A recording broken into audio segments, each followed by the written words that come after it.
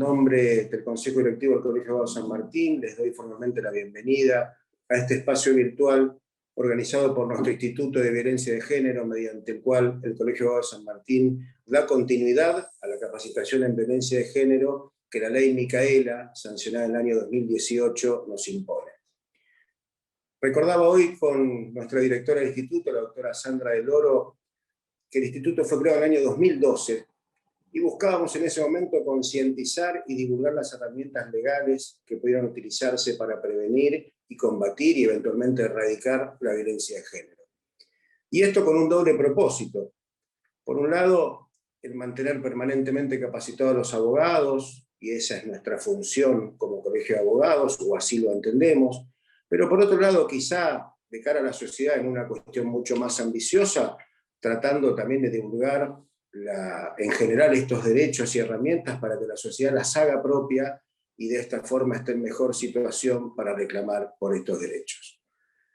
Y así, en el 2012 decía, con algunas dudas de algunos de los miembros de ese consejo directivo de entonces, avanzamos y al poquito tiempo advertimos la enorme repercusión que la actividad del instituto alcanzó. Pero lamentablemente, esfuerzos como el que llevó adelante nuestro colegio no fueron ni cerca suficientes. Y la pérdida de la vida de Micaela es uno de los tantos luctuosos ejemplos de ello. Hoy tenemos el honor que nos visite en este espacio virtual el ingeniero Néstor García, papá de Micaela, que supo encontrar un rumbo y un destino para canalizar el dolor por su irreparable pérdida. Seguramente el sostenimiento de una política pública articulada entre los tres poderes del Estado, como el que impone esta norma, con base en la capacitación acerca de esta temática y con el enorme apoyo de las entidades de la sociedad civil, como tiene esta norma, nos permite suponer que vamos a ir cambiando esta tristísima realidad que viene provocando tanto dolor y sufrimiento. Una vez más, gracias a la doctora Sandra Gloria, a su equipo de colaboradores, a la gente de la Secretaría Académica, y al ingeniero García por permitirnos escucharlo, a quien le transmito el más cálido y posible abrazo virtual. Muchísimas gracias. Gracias, Marcos, y bueno, gracias por el compromiso que siempre tuviste vos y tuvo el colegio para con la temática de género, allí en el 2012, que hoy yo no recordaba muy bien, pero sabía que había sido hace mucho. Comenzamos con esta idea. Era un tema que no estaba tan en agenda como ahora. Y siguiendo lo que vos decías de los esfuerzos que intentamos hacer cada uno desde nuestro lugar de trabajo, siempre parecen pocos, ¿no? Y esto lo muestran las estadísticas.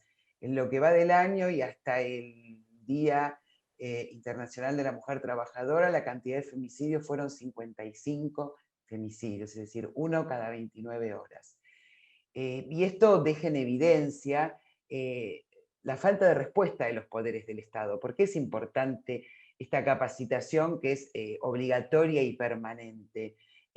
Porque acá se evidenció una falta de respuesta de los poderes del Estado, una falta de articulación y que tiene que ver en muchos casos con la escasa capacitación que han tenido estos poderes, como al tomar denuncias. Sabemos en el caso de Úrsula, que fue uno de los más resonantes el último tiempo, y nuestro trabajo y nuestro compromiso, teniendo en cuenta que la violencia de género implica una violación a los derechos humanos, es tratar de profundizar en estas políticas para incluir la perspectiva de género en todos los ámbitos en que nos desempeñamos. ¿Sí? Ese es el compromiso que tenemos como institución, como colegio de abogados, ¿sí? Como para tratar de construir un camino que vaya a la mayor igualdad real, libre de violencia.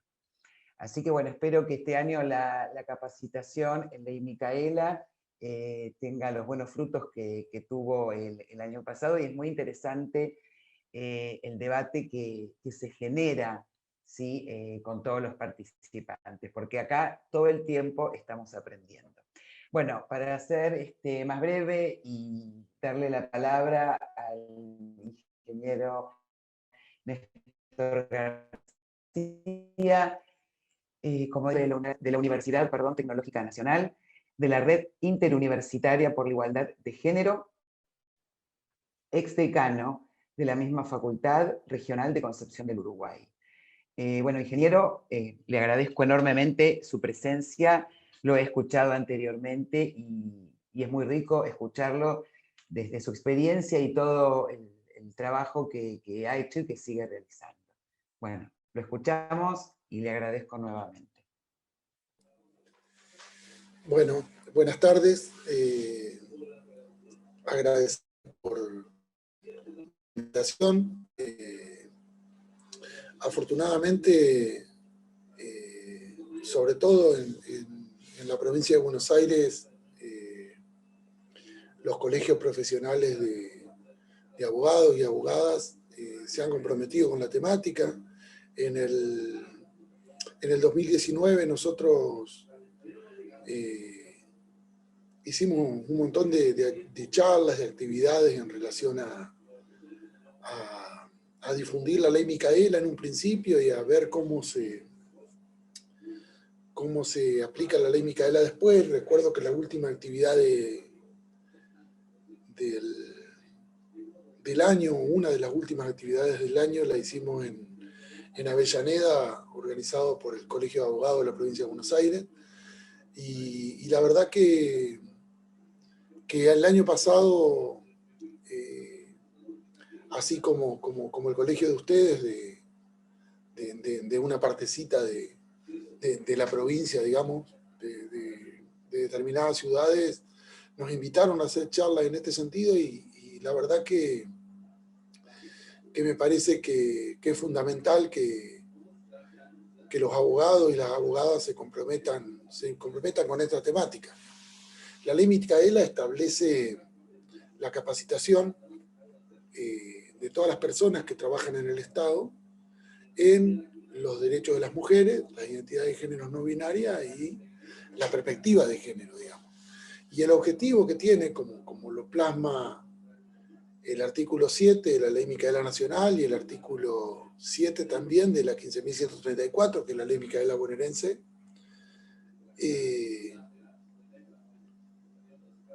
las capacitaciones de la Ley Micaela tienen que generar un impacto, y este impacto es transformar la realidad.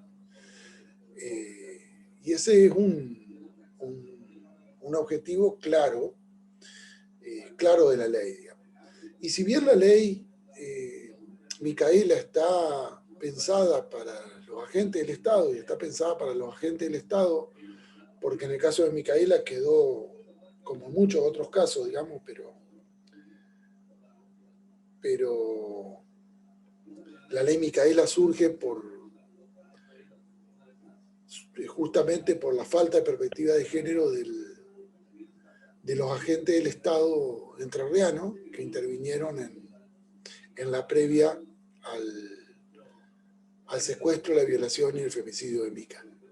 Y el resto de las instituciones, como ustedes, tienen que tomar una decisión orgánica e institucional de adherir a la norma, porque la ley no los obliga de manera directa. Y la verdad que hay mucho para caminar en la profesión de ustedes en este sentido, porque primero, en primer lugar,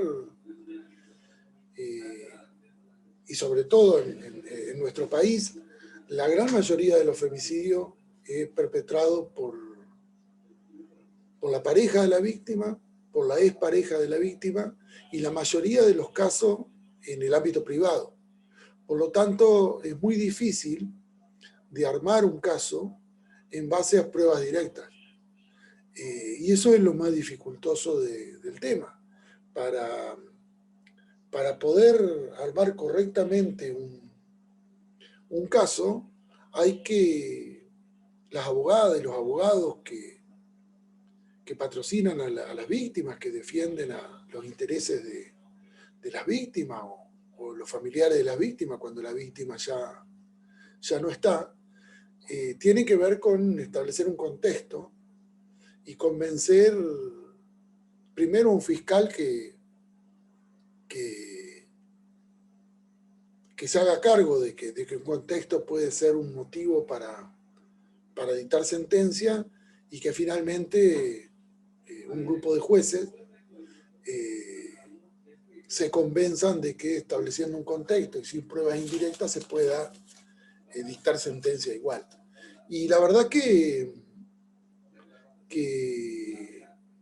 hay mucho escrito, hay mucho escrito en la judicatura internacional, pero también en nuestro país hay fallos en donde se ha condenado a personas estableciendo un contexto y puede ser aplicable. Lo que sucede, como sucede en el resto de la sociedad, hay una construcción social. A la construcción social hay que sumarle los planes de estudio en las carreras de abogacía en las diferentes universidades. Los planos de estudios no preparan a los abogados y a las abogadas para armar un caso en base a pruebas indirectas y establecer un contexto. Y como las abogadas y los abogados no están preparados en este sentido, las personas que ocupan los puestos de fiscal, que ocupan los puestos de jueces en los determinados casos, tampoco han sido formados en su tránsito universitario bajo esta premisa, digamos. Entonces, si bien la ley Micaela, sobre todo aquellos fiscales, aquellos jueces, los tiene que alcanzar porque son agentes del Estado, para lograr un cambio significativo y un cambio duradero, hay que hacer cosas por fuera de la ley Micaela. Me parece que una de estas cuestiones es que en los planes de estudio de la carrera de abogacía esté metida la perspectiva de género, esté metida la temática de género, pero en las materias troncales de las carreras, no como sucede habitualmente en algunas carreras donde la temática de género se incluye dentro de una materia. Recuerdo, como por mi profesión, ingeniería y sociedad, en las carreras de ingeniería en la UTN, como una unidad de esa materia y una materia que está en el primer año de la carrera. Me parece que el gran desafío es poder analizar el Código Civil, el Código Penal, el Código Laboral, con perspectiva de género, desde el momento en que los abogados y las abogadas se están formando para esta enorme tarea, digamos. Yo siempre digo que es necesario que la temática entre en las universidades, en la formación de todas las profesiones, pero fundamentalmente en las carreras de abogacía, porque siempre a mí me gusta decir que hoy la ley Micaela tiene una concagua para escalar. Porque las personas de mi edad, yo tengo 55, incluso menores, nos hemos formado en una sociedad diferente, con asignaciones de roles, bajo una construcción social particular que define roles para los varones en la vida pública y para las mujeres en el ambiente privado. Y esto es lo que tenemos que empezar a desconstruir. Pero me parece que lo fundamental en estas cuestiones es que se empiece a hablar del tema, que como muy bien están haciendo ustedes como colegio, que estos temas se empiecen a tratar, que se empiecen a debatir, que se empiecen a analizar, y no necesariamente estando todas las personas de acuerdo. Nosotros creemos que para la implementación correcta de la ley Micaela hay que tratar de salir de la bajada de contenido teórico, donde supuestamente las personas formadas forman a un montón de personas que no están formadas en estos temas. Creemos que la implementación de la ley Micaela tiene que generarse a partir del diálogo, a partir del debate. Cuando se capacita en ley Micaela a los agentes del Estado, tenemos que asumir el desafío de que tenemos que llevar la perspectiva de género, llevar la temática a las actividades que ese agente del Estado, que esa empleada del Estado, que ese empleado del Estado, que ese funcionario o funcionaria del Estado, a las tareas cotidianas que realizan todos los días.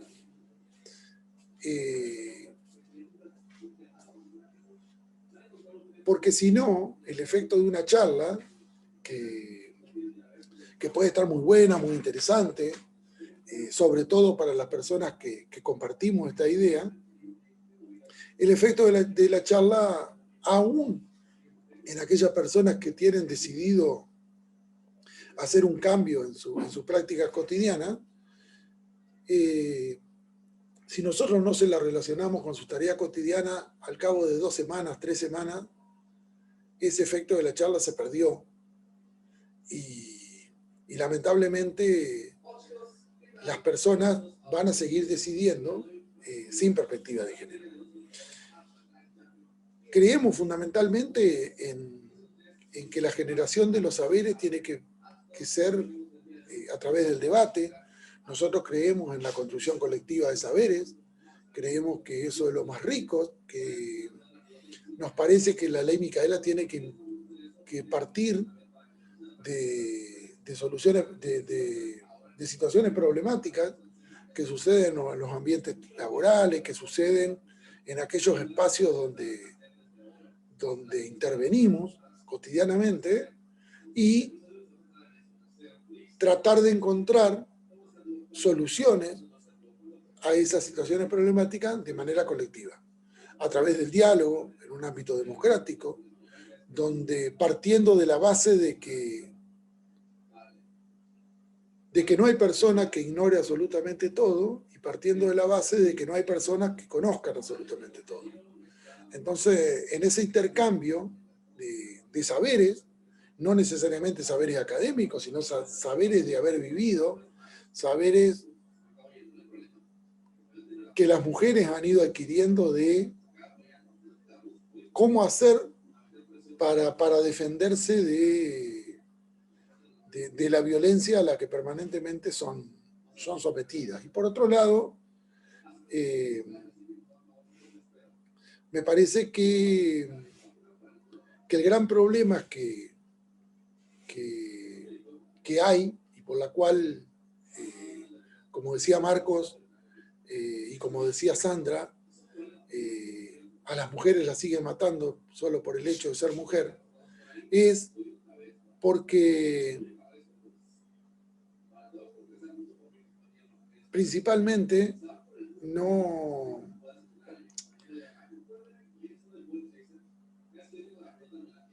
se llega a entender muy bien la importancia que tiene esta desigualdad estructural que impera en la sociedad, una desigualdad estructural que otorga derechos a los varones, fundamentalmente a los varones que no tenemos la piel tan oscura, a los varones que tenemos un trabajo que nos permite comer todos los días, porque también hay otros varones que esta sociedad excluye, pero principalmente también comprometernos con ir rompiendo estas cuestiones. Yo soy una persona optimista. Yo creo que la mayoría de las personas que no creen en la temática de género, la mayoría de los varones que no creen en la temática de género, no se debe a una decisión que tienen de que no quieren que las mujeres accedan a determinados derechos. Es más una cuestión de costumbre, una cuestión de que hemos sido criados de esta manera, y es más fácil seguir la corriente que remar en contra de ella, pero también si seguimos la corriente, la realidad no cambia y van a seguir pasando las cosas como siguen pasando en la actualidad. Y me parece que como abogada y como abogados, que si les toca intervenir en algún caso de violencia, entender algunas cuestiones, entender que por ahí la policía y la justicia, la única violencia que entiende, y hasta por ahí, es la violencia física, pero la ley 26.485 define 5 tipos de violencias más.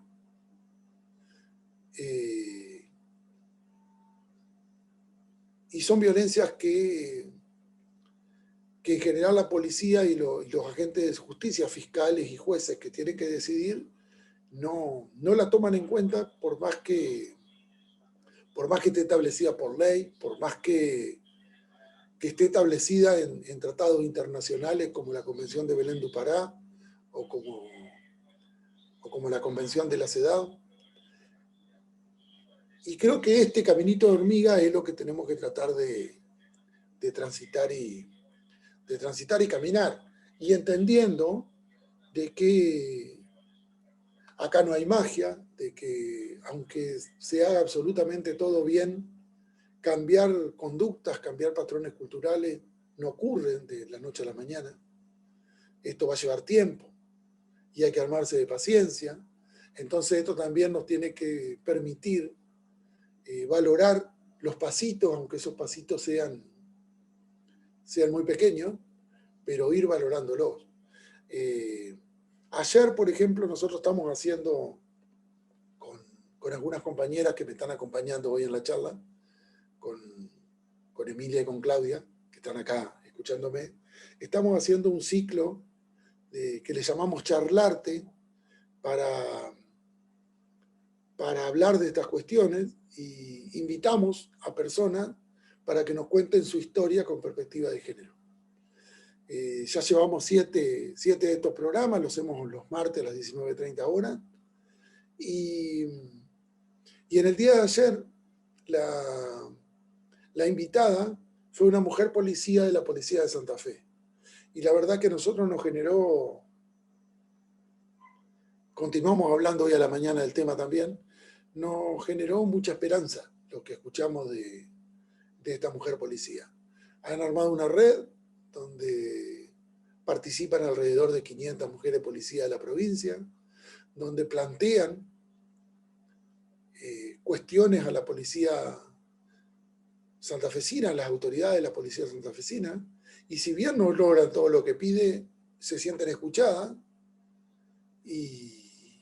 y creo que en el contexto eso ya es un montón. Ya que exista la red, es un montón. Entonces, de estas pequeñas cosas me parece que nosotros tenemos que alimentar nuestra esperanza de que es posible transitar en una sociedad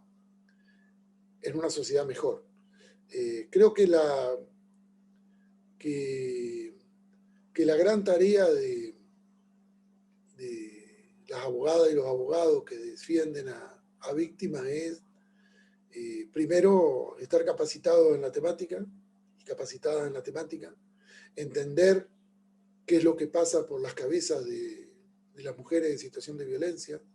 Muchas de las cosas que la policía suele cuestionar, que los fiscales suelen cuestionar, es que la mujer presenta una denuncia y después la levanta y después la vuelve a presentar y después la vuelve a levantar.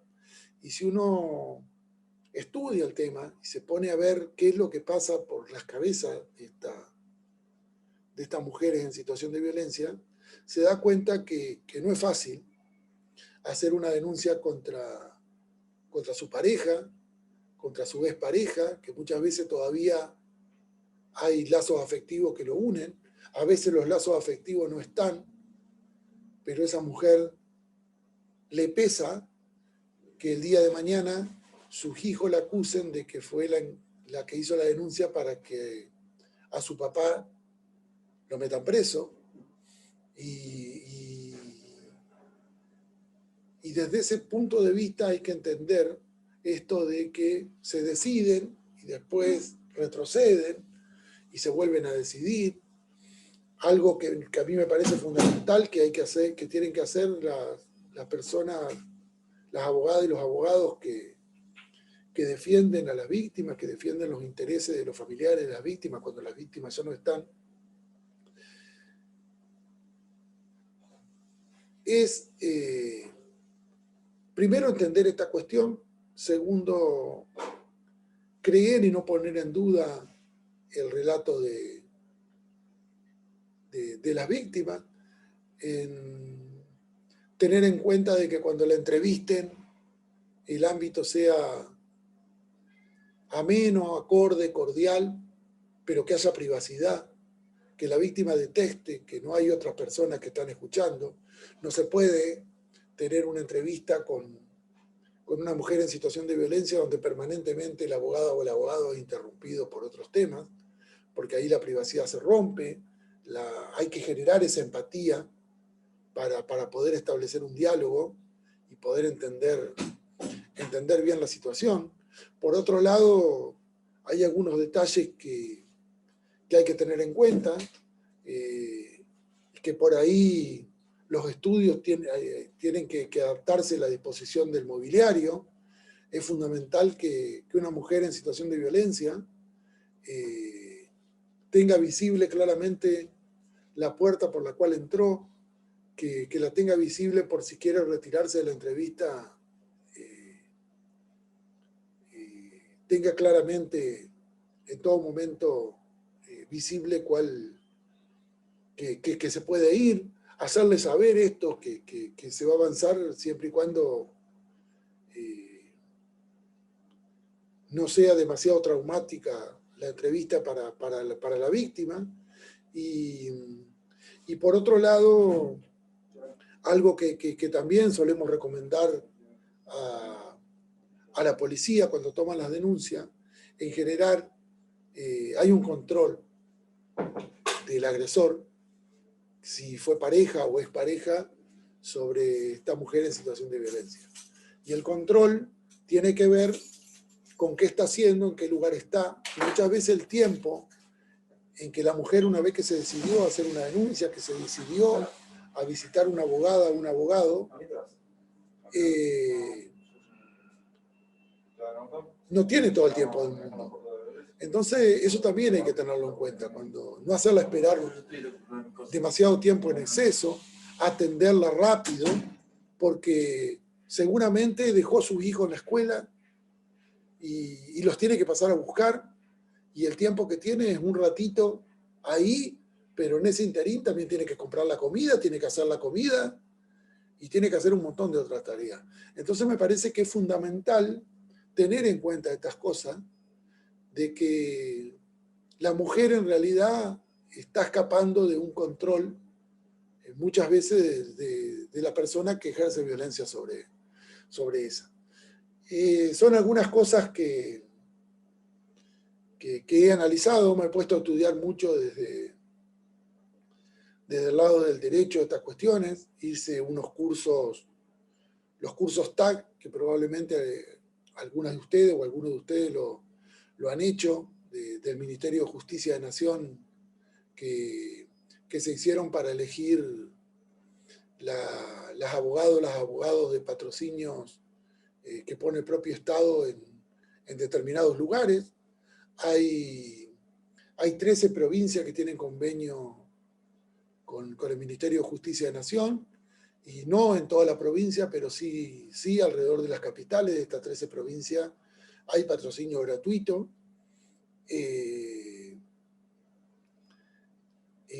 Para elegir a estas personas se hizo un curso de los cuales yo no soy abogado, como han dicho Marco, como han dicho Sandra, soy ingeniero, pero me permitieron hacerlo por ser el papá de Micaela, y la verdad que está muy bueno, porque se ven un montón de cuestiones desde un punto de vista con perspectiva de género, y cosas que deben tener en cuenta las abogadas y los abogados que van a asumir la valiente tarea de comprometerse con esta situación. Y volviendo a la ley Micaela, y como les dije al principio, y también entendiendo que la ley Micaela es capacitación, que pretende cambiar comportamientos, que pretende cambiar prácticas culturales, que esto va a llevar mucho tiempo, que es lento, que un cambio en escala no va a surgir por arte de magia. Este camino hay que transitarlo. Pero por otro lado, la ley Micaela surgió con el nombre de Micaela porque hubo 3 hechos que con agentes del Estado capacitados en la temática de género podrían haber evitado el femicidio de Micaela. El primer hecho fue que el que hoy está cumpliendo condena por secuestro, violación y femicidio de Micaela, cadena perpetua, Sebastián Wagner, estaba cumpliendo condena por dos violaciones que fueron diferentes, casos diferentes, expedientes diferentes, que la justicia fácilmente los une cuando es en beneficio del agresor, pero si ustedes como abogada que defienden a una víctima, es muy difícil desde el punto de vista de la defensa poder unir dos casos, incluso cuando la víctima es la misma. Pero cuando es en beneficio del agresor varón, fácilmente la justicia los une. Estas dos violaciones se resolvieron en un juicio abreviado entre un juez, un fiscal y la defensora de Sebastián Wagner. Por las dos violaciones le dieron poquititos años de condena. Al darle poquititos años de condena, ustedes saben muy bien que al cumplir los 2/3, el preso tiene derecho a presentar la solicitud de una libertad condicional. Si le hubiesen dado más años de condena, hubiese estado preso todavía, porque hacía muy poquitito tiempo que tenía otorgada la libertad condicional.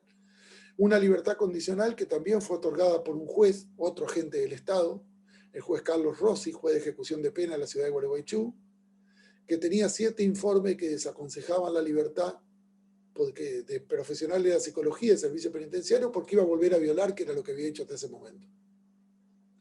Y ningún informe que aconsejara esa libertad condicional. Y el juez, sin perspectiva de género también, le otorgó esta libertad condicional. Y el tercer hecho es que el papá de una nena de 13 años, el día anterior al secuestro, violación y femicidio de Micaela, el 31 de marzo del 2017, viernes, fue a hacer una denuncia de que Sebastián Wagner había intentado violar a su hija. Una denuncia por violación de un preso que estaba en libertad condicional, estaba cumpliendo condena por violación, y la persona que le tomó la denuncia, como la jueza no estaba en la ciudad, le dijo que volviera a hacer la denuncia el lunes o el martes de la otra semana. Si esa denuncia se le hubiese tomado y la denuncia era por violación y el preso estaba cumpliendo condena por violación, viviendo en el domicilio que tenía declarado, esa noche hubiese estado en la comisaría y no se hubiese encontrado a la madrugada con Micaela.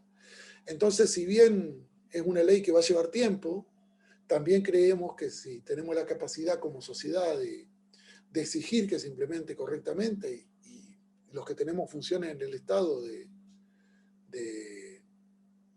hacer a conciencia la ley Micaela y los que en alguna vez tuvimos funciones en el Estado en implementar la ley Micaela, para que cambie la realidad.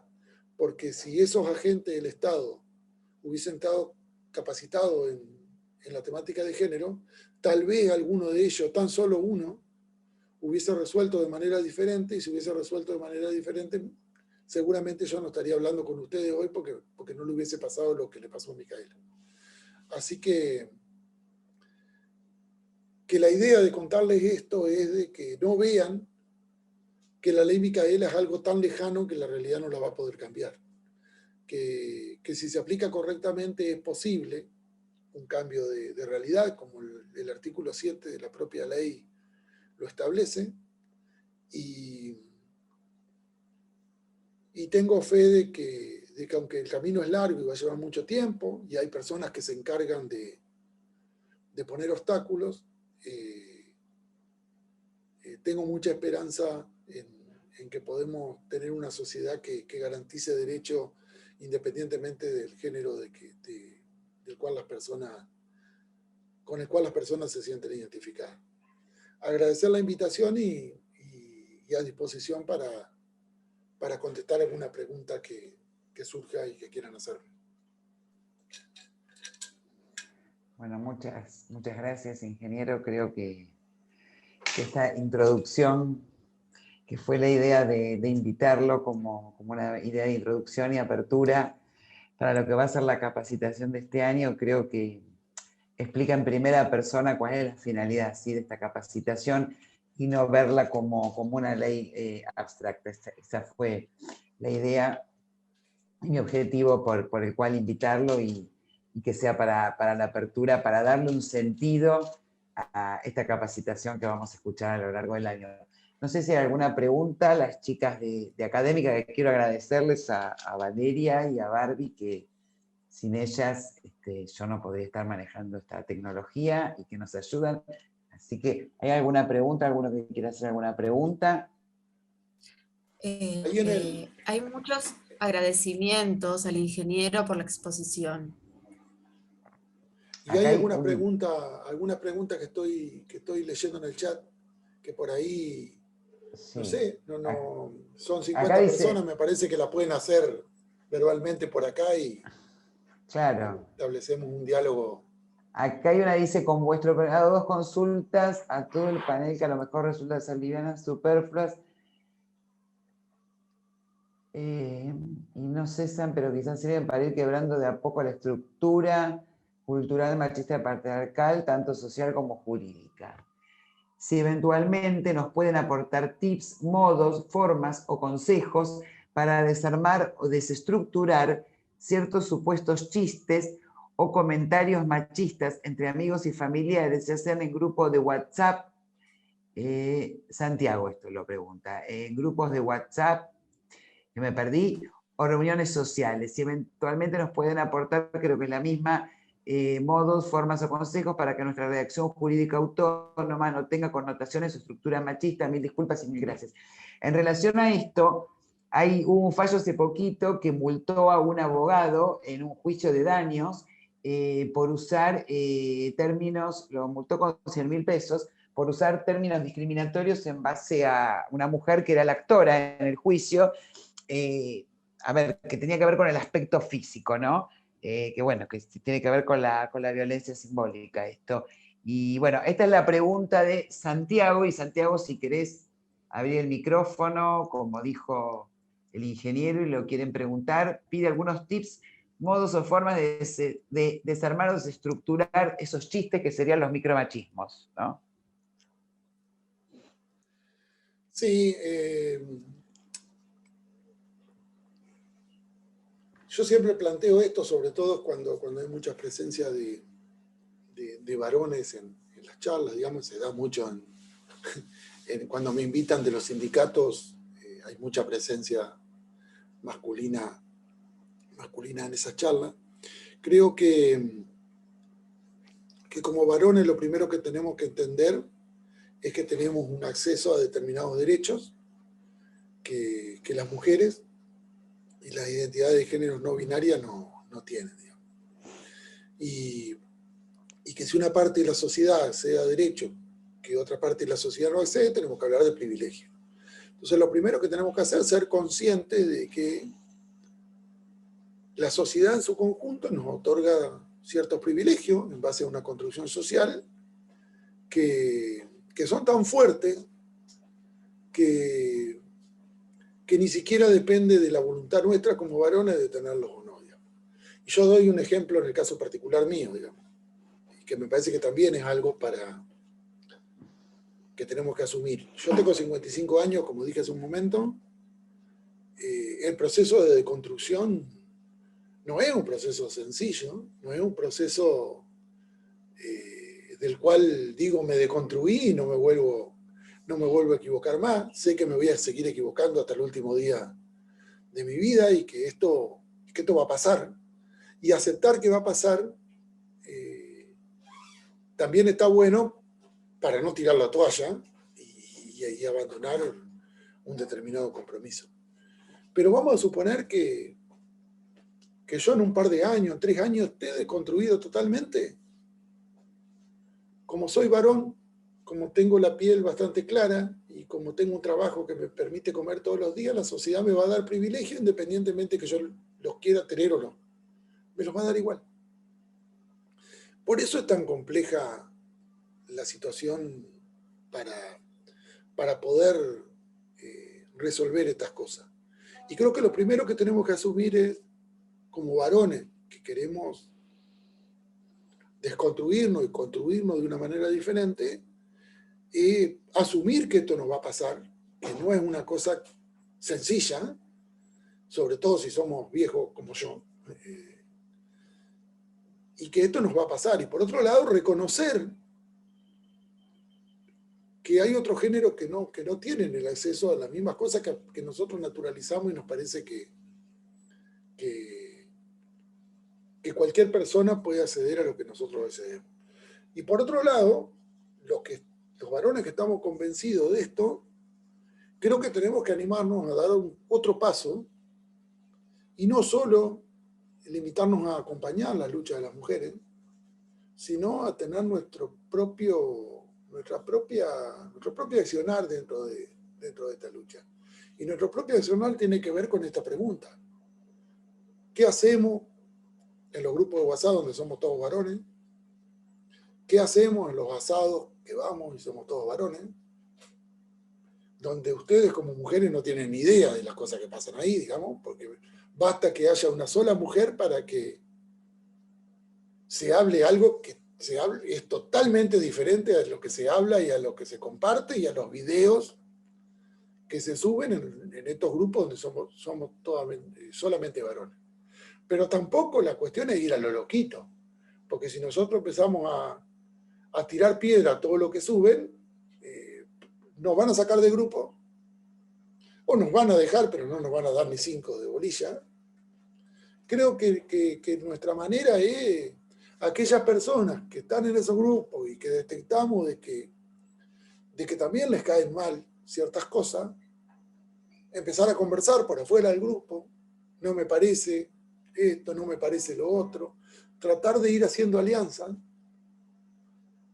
y tratar de intervenir y de decir las cuestiones que nosotros pensamos de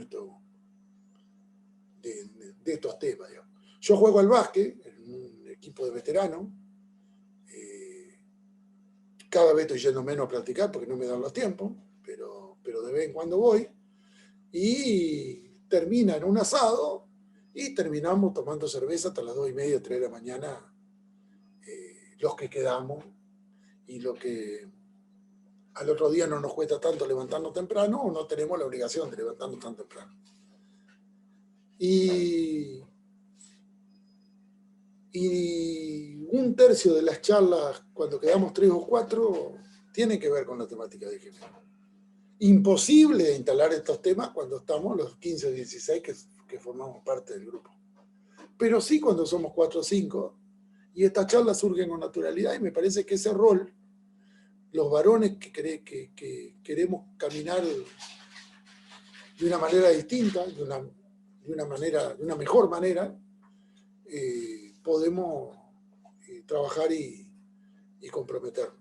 Yo estoy convencido de que el cambio nos corresponde a todos los géneros, porque si queremos que la realidad cambie, con un Estado ocupado mayoritariamente por varones, porque esta es la realidad, tenemos que hacerlos parte a estos varones también de la solución. Porque si no es una lucha que asumimos perdida desde que la iniciamos. No sé si Santiago iba para ahí con la consulta o no, pero es lo que interpreté que estabas planteando ahí en la consulta que hiciste por WhatsApp. Lili Silva, no sé si la mano está porque quiere hacer una pregunta o yo me perdí algo cuando me desconecté. Sí, buenas tardes. No, quería hacer un comentario respecto de lo que él estaba hablando recién con esto de desestructurar las formas y poder implementar las charlas en todos los ámbitos. Quería contarles, bueno, yo vivo actualmente en Comodoro Rivadavia, trabajo en la defensa pública, una de mis funciones es tomar denuncias de violencia, y es a veces muy difícil esto que él planteaba al inicio y que es sumamente importante, el tema de poder dar rapidez y ser inmediatos en la toma de la denuncia cuando la persona decide hacerlo. Y muchas veces eso también, ser inmediatos en atender las consultas, cuando la persona llama queriendo retractarse de la denuncia que hizo. Y esto que decía del tiempo y del saber dónde está en ese momento el violento, también es importante, porque muchas veces pasa que no ahora que lo hacemos por ahí, las denuncias que se toman de manera virtual, por lo menos las oficinas acá abrieron recién ahora, este año, el año pasado se hizo todo por teléfono, y lo que nos pasaba cuando era presencial era que a veces vos te encontrabas con una mujer temerosa o que estaba apurada y capaz había pasado por el frente de la oficina mientras la pareja o el violento, no sé, había ido a la otra cuadra a comprar al negocio y ella quedó en el auto y porque no la dejaban salir, o no sé, así infinidad de casos o de relatos que por ahí escuchás. Y el tema de la retractación es muy importante y también hacerles saber de que vos te retractes hoy no significa que mañana puedas animarte a denunciar de nuevo y que nosotros estamos obligados a volver a tomar la denuncia y a que el juzgado vuelva a tomar las medidas. El tema a veces también pasa por el cumplimiento de las medidas. Y yo creo que en esto nosotros, tomado de la mano lo que venía diciendo ahora, de poder conversarlo en los grupos y poder hablarlo, no pasa solamente porque esta cuestión la puedan poner en boga o él como hombre, ¿no? En los hombres, porque no solamente el machismo pasa por los hombres, pasa también por lo que las mujeres aceptamos. Entonces yo creo que nosotros como mujeres, como hijas, como nietas, como amigas, también podemos intentar que el otro cambie la visión o pueda tener otra mirada de lo que debe permitir o no. Porque nosotros, a ver, uno por ahí puede conocer o puede saber que determinada actitud es un hecho de violencia que te está poniendo en riesgo, pero puede que tu amiga o tu prima no lo sepa o que crea que eso está bien. Entonces yo creo que todos los que tenemos el conocimiento tenemos que intentar plasmarlo en todos los ámbitos, incluso en nuestra familia, para ir desarticulando las propias creencias que tiene la familia. A mí me pasa en lo personal, en mi ámbito familiar, digamos, mi papá tiene 10 hermanos, la mayoría varones. Por ende, nosotros siempre nos vemos porque decimos que las generaciones de los nietos somos las mujeres. Ellos, en su estructura o en la estructura familiar o en el pensamiento que debe pasar en muchas familias, la mujer que es de la casa, la mujer cría a los hijos, la mujer no trabaja, incluso les digo, la mujer no maneja, o sea, depende del marido. Y nosotros, por suerte, por conocimiento, por haber podido acceder, por estudiar y demás, hemos cambiado esa forma. Y aparte, yo creo que también eso va en la lucha de los derechos y en cómo uno intenta también ponerlo en conocimiento del otro, ¿no? Y bueno, eso me parece muy interesante lo que él cuenta en primera persona además, por lo que le pasó, que es muy importante. Y bueno, nada, agradecerle por esto y ojalá que nosotros podamos aportar todo nuestro granito de arena para que en todos los sectores, empezando por nuestra propia casa y nuestra familia, podamos ir cambiando y bueno, ojalá podamos ser una sociedad mejor. Eso quería aportar. Anduvimos en el 2019 por Comodoro y recuerdo una actividad que hicimos en Radatili. Hicimos un taller, no solo una charla, sino que hicimos un taller al final. Y se armaron los grupos para debatir determinados temas. Había muchas mujeres policías y policías varones que se agruparon todos en el mismo grupo. Hicimos una actividad, la verdad que las mujeres policías no se animaban a hablar, los varones no hablaban tampoco porque desconocían absolutamente todo. Rompimos esos grupos, los separamos 1 o 2 por cada grupo, donde las mujeres se sintieron solas, que no estaba el control del policía varón, comenzaron a hablar. y había muchas mujeres de las organizaciones sociales donde habían empezado a militar en las organizaciones sociales saliendo de la prostitución a la calle, ¿no? Por lo tanto, tenían una interacción con la policía que no era de las mejores. La actividad terminó, porque era en un lugar que le habían prestado a las personas que nos habían invitado, y el debate siguió en la esquina. Nosotros nos fuimos y estaban las chicas de las organizaciones sociales con las mujeres policías debatiendo y generando empatía de ver la realidad con diferentes miradas, con diferentes necesidades y desde el lugar de acceso a derecho, de la falta de acceso a derechos que tiene cada una de las personas.